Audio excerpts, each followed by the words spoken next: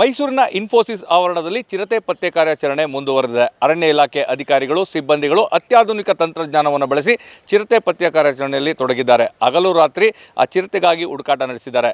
ಯಾವ ರೀತಿ ಕಾರ್ಯಾಚರಣೆ ಇದೆ ಈ ಬಗ್ಗೆ ಮಾತಾಡಲಿಕ್ಕೆ DCF ಡಾಕ್ಟರ್ ಬಸವರಾಜ್ ನಮ್ಮ ಜೊತೆಗಿದ್ದಾರೆ. ಸರ್, ಇನ್ಫೋಸಿಸ್ ಆವರಣದಲ್ಲಿ ಏನು ಚಿರತೆ ಕಾಣಿಸ್ಕೊಂಡಿತ್ತು, ಅದರ ಪತ್ತೆ ಕಾರ್ಯಾಚರಣೆ ಅರಣ್ಯ ಇಲಾಖೆಯವರು ಮಾಡ್ತಾ ಇದ್ದಾರೆ. ಯಾವ ರೀತಿ ಕಾರ್ಯಾಚರಣೆ ನಡೀತಾ ಇದೆ?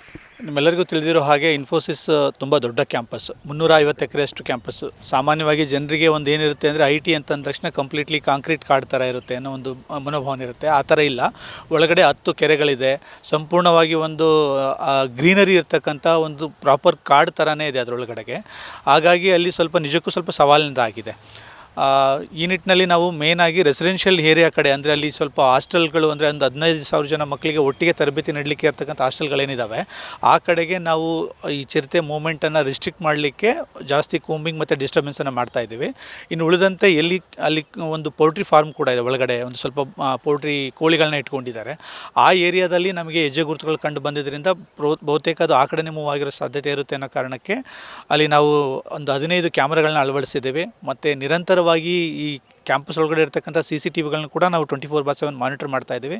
ಅದ್ರ ಜೊತೆಯಲ್ಲಿ ರಾತ್ರಿ ವೇಳೆ ನಾವು ಡ್ರೋನನ್ನು, ಹಗಲಲ್ಲಿ ಕೂಡ ಡ್ರೋನ್ ಬಳಸ್ತಾ ಇದ್ದೀವಿ. ರಾತ್ರಿ ವೇಳೆ ವಿಶೇಷವಾಗಿ ಜಾಸ್ತಿ ಇವು ನಿಶಾಚರಿಗಳಾಗಿರೋದ್ರಿಂದ ರಾತ್ರಿ ವೇಳೆ ಸಂಚಾರವನ್ನು ನಿಗಾವಣೆ ಮಾಡಲಿಕ್ಕೋಸ್ಕರ ಥರ್ಮಲ್ ಡ್ರೋನನ್ನು ಕೂಡ ಬಳಸಿ ನಾವು ಇದು ಮಾಡ್ತಾ ಇದ್ದೀವಿ.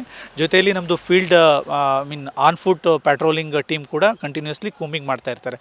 ಹೆಜ್ಜೆ ಗುರುತುಗಳಾಗಿರ್ಬೋದು, ಜಂಪ್ ಮಾಡಿ ಹೋಗಿದ್ರೆ ಆ ಕಾಂಪೌಂಡ್ ಮೇಲೆ ಅದರದ್ದು ಹೆಜ್ಜೆ ಗುರುತು ಮೂಡಿರ್ತಕ್ಕಂಥದ್ದಾಗಿರ್ಬೋದು, ಇಲ್ಲ ಅಂತಂದರೆ ಅದೇನಾದರೂ ಕಿಲ್ ಮಾಡಿದರೆ, ಕೋಳಿಗಳೆಲ್ಲ ಇರೋದ್ರಿಂದ ಕಿಲ್ ಮಾಡಿದರೆ ಅದರ ಪುಕ್ಕಗಳಲ್ಲಿ ಬಿದ್ದಿರ್ತಕ್ಕಂಥದ್ದಾಗಿರ್ಬೋದು. ಈ ರೀತಿ both direct and indirect sense ಕೂಡ ನಾವು ಕಂಟಿನ್ಯೂಸ್ ಮಾನಿಟರ್ ಮಾಡ್ತಾ ಇದ್ದೀವಿ.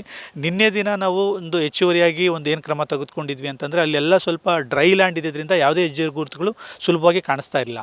ಆ ಕಾರಣಕ್ಕೋಸ್ಕರ ಎಲ್ಲಿ ಡ್ರೈ ಲ್ಯಾಂಡ್ ಇದೆ ಅದನ್ನು ಪೂರ್ತಿ ಇರಿಗೇಟ್ ಮಾಡಿಬಿಟ್ಟು ಕಂಪ್ಲೀಟ್ ಡ್ರೆಂಚ್ ಮಾಡಿ, ಸೊ ದಟ್ ಅದ್ರ ಮೇಲೆ ಮೂವ್ ಮಾಡಿದರೆ ನಮ್ಗೆ ಈಸಿಯಾಗಿ ಹೆಜ್ಜೆ ಗುರುತುಗಳು ಸಿಗಬೇಕು ಅಂತೇಳಿ ಕಂಪ್ಲೀಟ್ ಕ್ಯಾಂಪಸ್ಸಲ್ಲಿ ಒಂದು 25% ಕ್ಯಾಂಪಸ್ ಏರಿಯಾನ ಪೂರ್ತಿ ನಾವು ಇರಿಗೇಟ್ ಮಾಡಿಸಿದ್ವಿ. ಈಗ ಎಷ್ಟು ಜನ ಸಿಬ್ಬಂದಿಗಳು ಈ ಕಾರ್ಯಾಚರಣೆಯಲ್ಲಿ ತೊಡ್ಕೊಂಡಿದ್ದಾರೆ, ಮತ್ತು ಈ ಟ್ರ್ಯಾಪ್ ಕ್ಯಾಮ್ರಾ ಹಾಕೋದ್ರಿಂದಾಗಿ ಏನು ಅನುಕೂಲ ಆಗುತ್ತೆ, ಹೇಗೆ ಚಿರತೆ ಪತ್ತೆ ಆಗ್ಬೋದು ಅಂತ?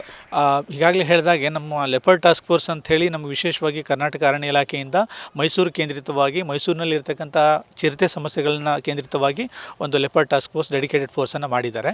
ಆ ಲೆಪರ್ಡ್ ಟಾಸ್ಕ್ ಫೋರ್ಸ್ನಿಂದ 20 ಜನ ಸಿಬ್ಬಂದಿಗಳು ನಿರಂತರವಾಗಿ ನಮ್ಮ ಒಂದು ಕೂಂಬಿಂಗ್ ಕಾರ್ಯಾಚರಣೆಯಲ್ಲಿ ತೊಡಗಿಕೊಂಡಿದ್ದಾರೆ. ಜೊತೆಯಲ್ಲಿ ನಮ್ಮ ಮೈಸೂರು ಅರಣ್ಯ ವಿಭಾಗದ ವತಿಯಿಂದ 15 ಜನ ಸ್ಟಾಫ್ಗಳನ್ನ ನಾವು ತೊಡಗಿಸ್ಕೊಂಡಿದ್ದೀವಿ. ಇಲ್ಲಿ ಕ್ಯಾಮ್ರಾ ಟ್ರ್ಯಾಪ್ ವಿಚಾರವಾಗಿ ಹೇಳೋದಾದರೆ, ನಾವು ಎಲ್ಲಿ 3 ಕಡೆ ಕೇಜ್ಗಳನ್ನ ಏನು ಹಾಕಿದ್ದೀವಿ, ಕೇಜ್ಗಳನ್ನ ನಿರಂತರವಾಗಿ ನಾವು ಮಾನಿಟರ್ ಮಾಡಬೇಕಾಗತ್ತೆ. ಆ ಕೇಜ್ಗಳನ್ನ ಮಾನಿಟರ್ ಮಾಡಲಿಕ್ಕೋಸ್ಕರ ಆ ಕೇಜ್ಗಳ ಮುಂದ್ಗಡೆ ನಾವು ಕ್ಯಾಮ್ರಾ ಟ್ರ್ಯಾಪನ್ನು ಹಾಕಿದ್ದೀವಿ. ಅದರ ಜೊತೆಯಲ್ಲಿ ನಾವು ಈಗ ಎಲ್ಲೆಲ್ಲಿ ಅದರದ್ದು ಹೆಜ್ಜೆ ಗುರುತುಗಳು ಒಂದು ಬಾರಿ ಕಂಡು ಬಂದಿತ್ತು, ಆ ಹೆಜ್ಜೆ ಗುರುತುಗಳು ಇರೋ ಭಾಗದಲ್ಲಿ ಕೂಡ ಅದು ಪುನಃ ಅದೇ ರೂಟನ್ನು ಸಂಚರಿಸುವ ಸಾಧ್ಯತೆ ಇರುತ್ತೆ. ಅದಲ್ಲದೆ ಕೆಲವು ಡಾರ್ಕ್ ಸ್ಪಾಟ್ಗಳನ್ನ ಕೂಡ ನಾವು ಐಡೆಂಟಿಫೈ ಮಾಡಿದ್ವಿ.